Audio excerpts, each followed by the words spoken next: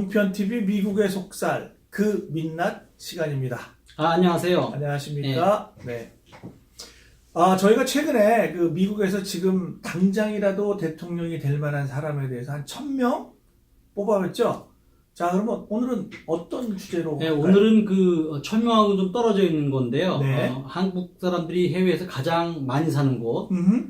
정말 많이 사는 곳, 예. 캘리포니아에 대해서 알아보도록 하겠습니다.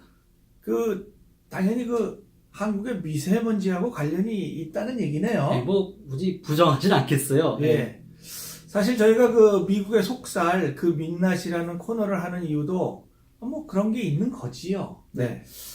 미국에 이민 오라는 것은 아니고요. 네. 정확히 말하면 미국을 제대로 알아야 제대로 된 선택도 가능하다 이런 얘기입니다. 네. 요즘 그 한국서 그 미세먼지 때문에 이민이 다시 그 관심을 끌고 있어요. 근데 거기에 이 언급되는 나라가 한 4개 정도가 있지요. 그렇죠. 네. 북미 이제 미국, 여기 네. 미국이요. 그다음에 캐나다, 그다음에 호주, 뉴질랜드. 예. 그 캐나다는 제가 뭐 작년에도 재작년에 한번 갔다 왔는데 살만한 것 같던데. 네. 근데 예. 제가 알기로는 그 캐나다는 거의 이제 사람들 얘기가 사회주의 국가라 그래요. 세금이 그래요? 50%나 되고요. 의료 서비스를 받으려면 순서대로 받다 보면은 뭐 간단한 시술도 한 2년 걸린다 그럽니다. 그래요? 뭐 그건 잘 모르겠고. 그럼 그 호주나 그 뉴질랜드는 어때요? 거기는 이제 저희가 정보가 좀 없는데 네. 백호주의 전통이 아직 남아 있지 않을까요? 근데 그렇죠. 아직도 뭐 백호주의라 그래서 뭐. 사람들 얘기는 자연 환경은 너무 좋은데 네. 좀 심심하다고 하더라고요. 그러면 뭐 동남아로 가는 것도 낫다고 하긴 하는데 물론 거기도 뭐 미세먼지가 뭐 장난은 아니더라고요. 그래도 그 은퇴처로서 많이 가고 있어요. 그리고 근데 이제 젊은 사람 가기에는 조금 이제 망설여지긴 하겠죠. 예. 자, 그래요? 그렇다면 뭐 할 수 없네. 그 미국의 대표적인 곳 캘리포니아를 한번 다뤄봐야 되겠습니다.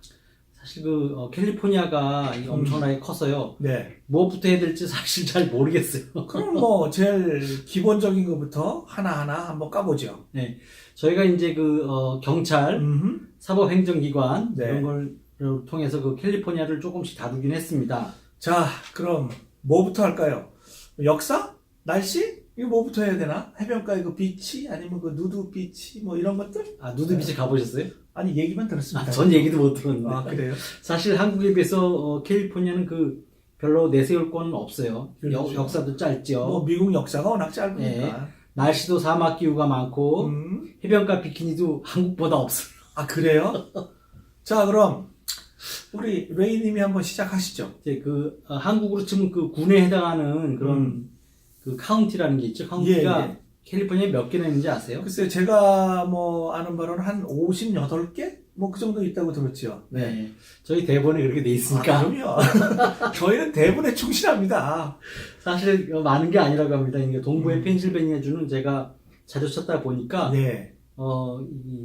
사이즈도 작은데 67개나 된다고 합니다. 아니, 그쪽은 무슨 67개를 나눌 게 있나요? 그러니까 이제 또 캘리포니아 넓고 사막이 많으니까 이제 좀 아. 사람별로 나는 게 아닌가 싶은데. 네. 뭐 남가주, 북가주 이렇게 통상 나누는데 대충 보면은 그 로스앤젤레스를 기준으로 하는 곳이 이제 남가주, 네. 그다음에 샌프란시스코를 중심으로 하는 게 뭐 북가주 있고 뭐 편의에 따라서 뭐 중가주다라고 이렇게 하는 건데 뭐 그거는 뭐 크게 중요하진 않고. 근데 저는 사실 미국에 오기 전에요. 네. 그러니까 미스 코리아 남가주 진 뭐 이런 사람들 나오잖아요. 있었죠, 그러면은 예. 도대체 남가주가 어디야 되게 궁금했어요. 아. 지도를 아무리 봐도 남가주라는 표시가 따로 있는 게 없고. 그렇죠. 네, 예. 그래서 진짜 미국에 온 다음에 남가주가 어딘지를 유심히 봤는데 예. 아직도 모르겠어요. 그래요? 뭐 대체적으로 하여간 뭐 이렇게 통상적으로 나누는 그래도 기준은 좀 있을 거 아니에요. 뭐 그렇긴 하죠. 근데 네. 이제 일단 기후가 다르잖아요. 네. 북가주는 서양 해양성 기후. 그렇죠. 네. 그리고 이제 남가주는 사막 기후죠. 그렇죠. 네. 그 캘리포니아는 사실 그게 1850년 9월 9일에 미국에서 그 31번째 주가 됐죠. 그러니까 엄밀하게 따지면 조금 늦게 됐다고 볼 수는 있죠. 그리고 원래 이 지역이 이 멕시코 제국의 땅이었기 때문에 아시다시피 그 지명이나 이 지역 이름이 그 스페니쉬로 된 게 참 많아요. 네. 중국으로 치면은 1949년도에 무력으로 모 특동의 군대가 신장 위구르 자치구로 들어가가지고요. 네, 네. 네, 그래가지고 그 점령한, 그러니까 그렇게 그 북경으로부터 되게 먼 아주 그냥 그야말로 동부와 멀리 떨어져 있는 그런 미개척지였죠. 그렇죠. 근데 예. 이제 여기에 그 나중에 얘기가 나오겠지만 금이 나와가지고 예. 골드러시가 되면서 오늘날 같이 이렇게 잘 됐죠. 예, 예. 그러니까 그 정확하게 얘기하면 1848년에 금이 발견이 된 거예요. 주가 되기 2년 전이네요. 그렇죠. 네. 그래가지고 세계 곳곳에서 이제 금을 찾아온 거예요. 그래서 그게 49er라고 불린 거예요. 1949년도에 금을 찾으러 엄청나게 온다. 48년, 49년. 그래서 48년 초기와 49년 말기 사이에 캘리포니아 인구가 대략 15,000명에서 10만 명으로 이제 증가를 한 거예요. 그 사람 다 어디 가서 잤죠? 그래서 이제 그 캘리포니아 애칭이 여러분도 알다시피 그 골든 스테이트라는 황금주다. 네, 그렇죠. 이런 얘기를 했어요. 근데 사실 와서 보니까 그렇게 금이 뭐 많이 발견되지는 않았대요. 그래서 몇몇 군데에서 이제 금이 발견됐다 그래서 그러다 보니까 이제 금광을 찾고 채굴하는 사람들에 의해서 그 샌프란시스코와 세크라멘토 같은 데 그런 데 공동체가 생겼고 또 금광을 못 찾은 사람들은 뭐 센트럴 밸리라든지 거기서 이제 농사와 이제 목장 노동자가 된 거죠. 근데 사실 그 농작물 쪽에서는 이 금광이라고 불릴만 해요. 골드러시라고 할 만해요. 워낙 그 풍족했어요. 네, 그래서 뭐 골든 스테이트의 그 이름이 여전히 뭐 유효하다고 할 수는 있죠. 그래서 그 실리콘밸리가 제2의 골드러시라고 하는군요. 그렇죠. 그리고 또 캘리포니아는 두 개의 심장을 가졌다고 두 개의 심장. 네. 그렇죠. 어딘 줄 아세요?